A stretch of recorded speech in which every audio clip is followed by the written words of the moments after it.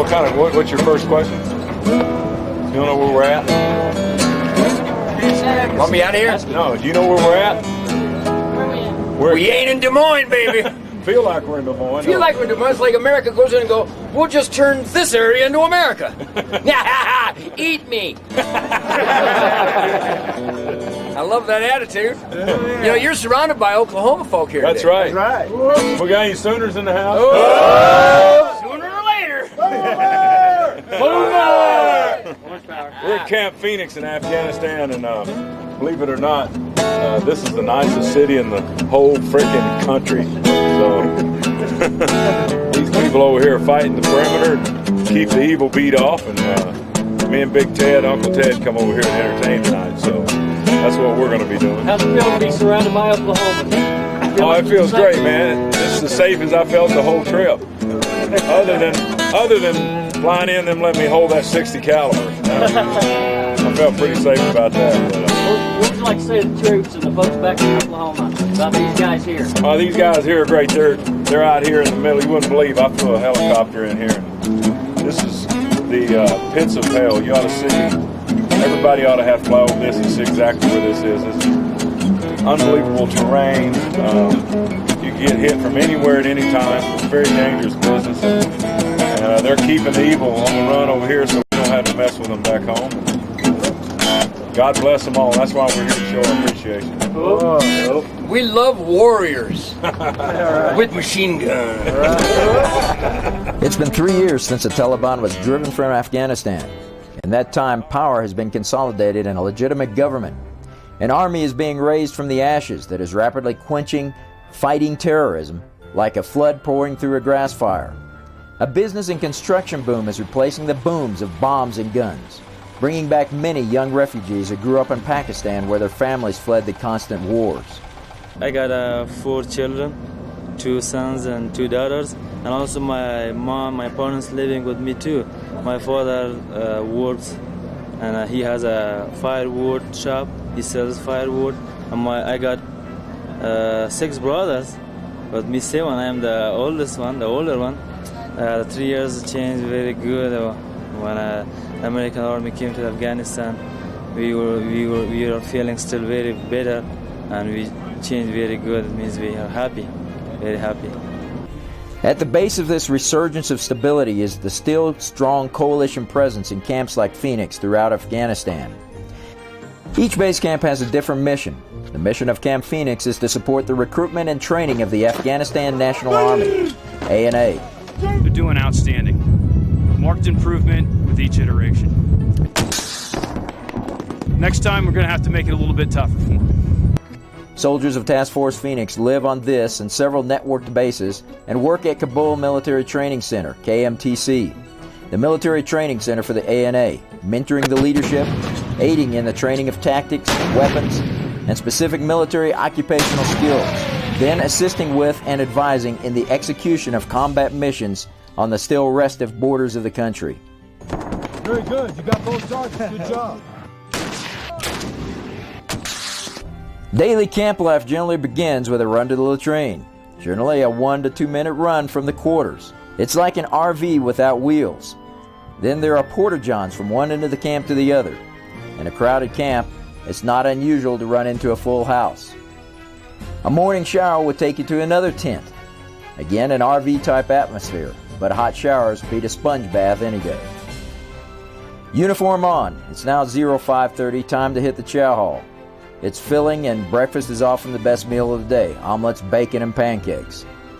Then it's to movement control to draw a convoy past. The risk of enemy contact is still high. The trip to the ANA training center is much like a demolition derby. Everybody drives like a race car driver. The rear of the convoy fights to keep up, passing slower vehicles with pedal to the metal. The driving is a defensive measure. No locals are allowed to pass or get between the convoy vehicles to reduce the risk of suicide bomb cars coming alongside. The convoy arrives at the training center and the day's training events begin.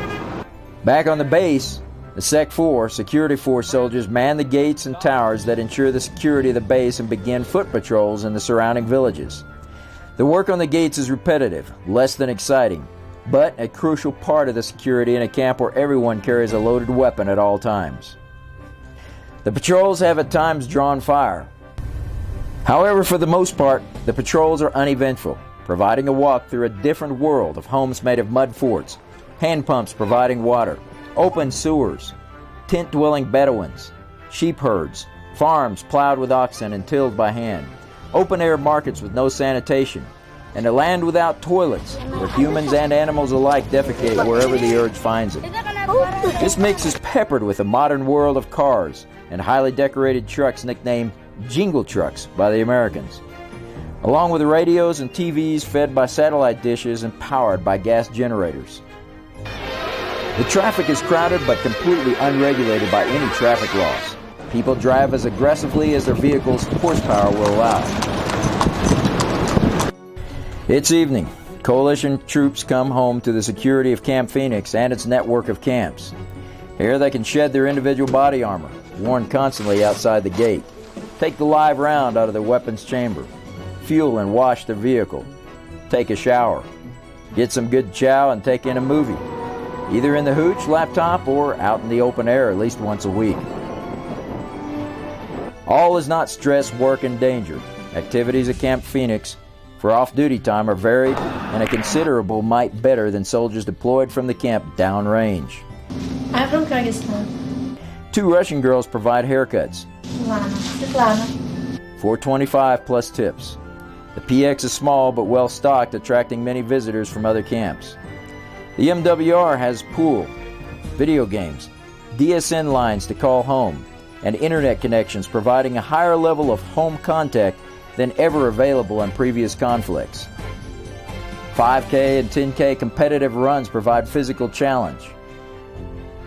Add that to the regular fitness routine available to all in the gym, and fitness is one thing each troop should be bringing back to home station. Every other week, soldiers are treated to a large bazaar with vendors of everything from movies and carvings to fur coats and antique guns and carpets. Some anything, a scarf, shawl, blanket, good price for you, good cheap. I have some anything. Good friend. He's my friend. Good friend. Good I'll friend. come back. Good friend. Yeah. You can have a suit made for only $70. Items can be bought here, which would cost many times more if purchased in the States. Good price. Cheap price. This is what all is this. This is what all is this $5. It's filled with items you definitely won't find in Walmart. A trip to the post office is as necessary after the bazaar as a trip to the latrine after chow. You can't let your loot pile up in the hooch. The post office is a crowded place in the evening.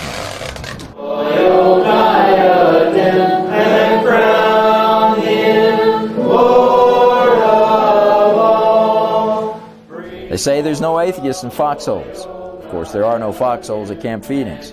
However, attendance at church services was not lacking. Chaplain Hannah conducts services Saturday night and Bible studies on Tuesday. Well, spiritual life of a soldier is important. When a soldier deploys, they deploy with their faith, and they certainly want to be able to practice their faith in their own tradition. And that's our job, is to provide as many opportunities for them for worship, Bible studies, prayer meetings, whatever it is, and to help continue to nurture their spiritual life while they are out of country and away from home.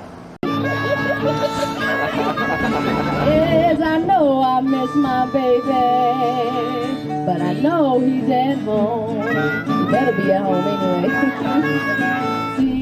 Oklahoma is known to be country. Every now and then, the country has got to come out to play in country.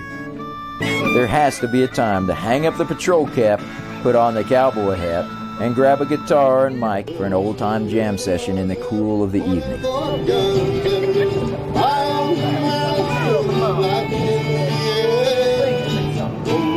Such is a day in the life of the National Guard, on guard in Afghanistan. Now my widow, she weeps by my grave.